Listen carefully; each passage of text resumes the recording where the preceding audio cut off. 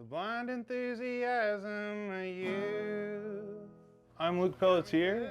We're in my studio right now in Los Angeles, California, and I'm working on an art show called American Stories and Sentiments. Tell us why you called it American Stories and Sentiments. I was working on a lot of music before I started the paintings, and I had been writing a lot of songs, and the songs ended up being more narrative than any songs I'd written before and more story driven, and a lot of them were stories from America's past. Like there's a song called Horatio's Drive on the album. I called it American Stories and Sentiments because I felt like it encapsulated the stories I was telling, but also the ideas that I was trying to get across in just an American vibe.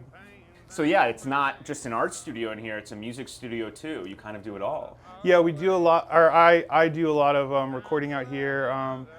This is mainly where I do my music. I paint a little bit here and kind of work on ideas, but for the most part I paint inside the house. This has been a place where I write songs. And then the name of the group that you write songs and produce under is Back in the Garage, which is sort of the name of... Yeah, well, so Back in the Garage is a session channel that I run with my brother Tristan Pelletier, and I run the audio and record the songs when songwriters come through, and Tristan films videos of the songwriters playing their songs.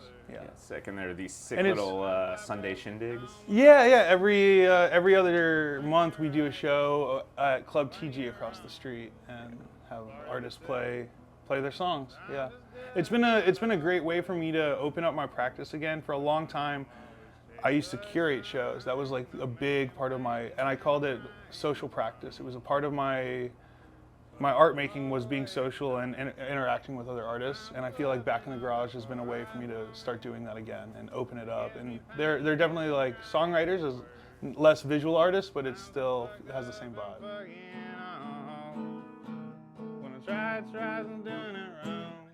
So for the art show, is there a painting per song, or how do they sort of correspond? So for the art show, the way I started to think about it was I was already telling stories through the album, and I had almost finished the album when I started making paintings for the show. And at that point I had decided that the best way for the show and the album to operate would be for them to feed off each other, where there would be stories maybe in the paintings or I'm also showing a few short stories in the art show. Stories that relate to the album but maybe not come directly from it, so that if you go to the art show you can have a better understanding of the album as well as the art. The way I started getting into narrative painting was kind of crazy. It was all kind of on a fluke. My buddy Mason Stoops, who is my guitar player for pretty much all my music now and become one of my best friends, he uses Gumby playing guitar as his alter ego, and I paint Gumby for him a lot in different scenarios. And one time he asked me to paint a guitar for him, and I had never painted a guitar, but I painted a Gumby on it he was making out with a girl, I think. And then I had a lot of room on the guitar, so I painted Gumby in a speedboat, and then Gumby slow dancing with a woman, Gumby coming out of a hole. And when I stepped back, I realized, oh, this kind of work operates like a panel, and now I'm looking at like the storyboard for like a Gumby movie, you know? And it totally, a light switch went off in my head where I thought I could start to do more narrative-based paintings by simply taking the same person or character and putting them in different situations on the painting and building up narrative. For this one, I kind of knew when I started painting it that it was going to be mine, and so I wanted to paint a story that I felt was representative of me and my family.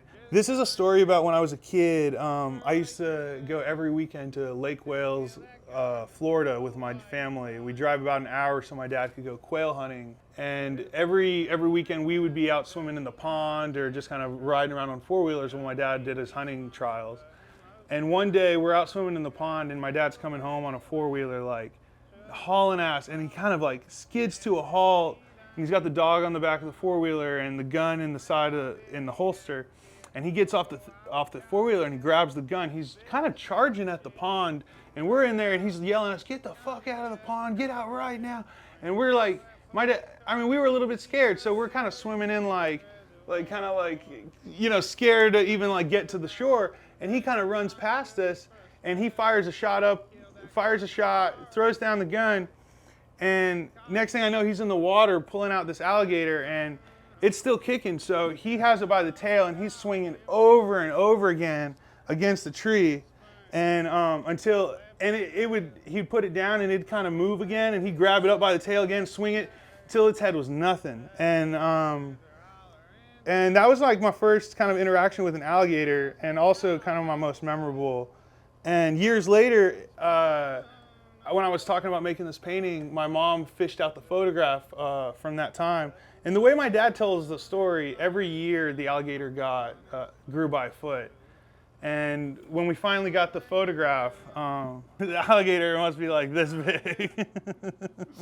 And so that was the first, and that was my guitar, and this is like the first piece that I made for the show. And it definitely set a tone for where I wanted to go with my painting, something more narrative-based, more personal, and also taking true bits of like my life and kind of inflating them. Mm-hmm. That's something that I've always done in my music, and it's something that I've realized I could do in my painting now as well. Just call Willie for a week or two till I kill that garden, the brutal white, and the call him spoon.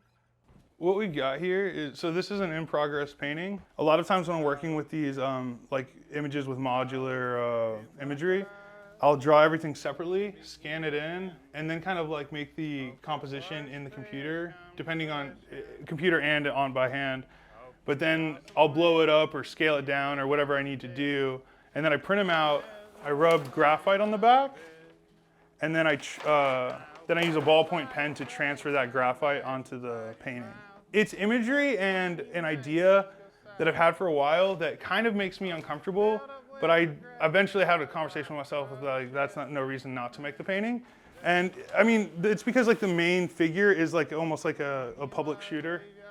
And like with everything going on, it's like it seems especially relevant. I thought maybe that would be a good reason to make it as well. So I went to school at the School of the Art Institute of Chicago, which is the building at the top of the painting. And it's a school, but it's also an art museum. And when you walk through the museum, you can see paintings from the masters throughout time. And there's this one painting when I was there by Jim Nutt. I always like pretty much like dreamt about touching the painting. And so I created this narrative about a character or a person who touches the painting and things escalate from there to where he's like stealing the painting from the museum and going out into the street. And then he has a confrontation with a bunch of police officers, which doesn't end well for him. The painting says, with no shows, no degree, no money, no romance, Austin had been having dreams about dying, but he wouldn't let himself get snuffed out before he touched a Jim Nutt. It was somehow flatter and bumpier than he thought it'd be. Things escalated quickly. It was cold, windy, bloody, and romantic. Austin is being buried, and the Jim Nutt is being restored. And so you got like over here, you'll have the painting with, I haven't drawn them yet, but I'm gonna draw some bullet holes in the painting, and then there's gonna be blood dripping down it too, so it's gonna be pretty violent. With my colors, what I try to do is, a lot of people mix colors on a palette, but I find that if I do that, I end up throwing away a lot of color every time. And so I mix all my colors in these Tupperware. An element of it is that you end up saving, because you're saving the same color, I might, even if there's a red that I could see there being a better red, sometimes I'll look over and see this red and I'll just be like, okay, I'll just use that one, you know, because it's there, you know? Yeah. So you end up with a more limited palette, but I never really minded that because I came from a printmaking background where limited color palettes was already like part of the process. Yeah. So it doesn't bother me at all. It might even benefit you because then people recognize your colors through different paintings. Exactly. So yeah, that's super cool. Yeah, this painting, like I said, I feel a little bit like this, almost like the subject matter is too big for me in some ways. Like with just like putting a shooter in a painting is kind of like, I mean, it's a trigger for like a lot of people. I mean, because like we're like living through it right now all the time. It seems like every day you turn on the news. But also, if I'm making a show called American Stories and Sentiments, I feel like that's like a current American story that you can't leave out, you know, kind of thing. I was showing as an artist while I was still in college, so I was very much a young artist that was still, that was trying to like take it seriously and like say this is what I'm doing. But if you looked at the stuff I was showing then to now, you almost wouldn't be able to recognize the through line, you know. The way it all comes together is great, man. I feel like you've figured out your styles in so many ways. We killed that guy.